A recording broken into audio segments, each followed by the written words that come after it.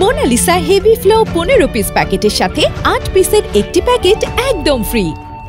বাংলাদেশ সীমানা এলাকায় BGB team ভারতের সীমানা এলাকায় পতাকা বৈঠকের মাধ্যমে 6 জন বাংলাদেশিকে নিয়ে এসেন এবং নিয়ে আসার পর আমার থানা হেফাজতে প্রদান করেন এবং তাদের বিরুদ্ধে এজাহার দাখিল করতেছেন। এজাহার পেলে আমরা নিয়মিত মামলা করে তাদের বিরুদ্ধে আইনগত ব্যবস্থা গ্রহণ করবো এবং আসামিদেরকে মামলা রেকর্ডের পর জেল হাজতে প্রেরণ করবো। তাদের বিরুদ্ধে পাসপোর্ট আইনে মামলা হচ্ছে।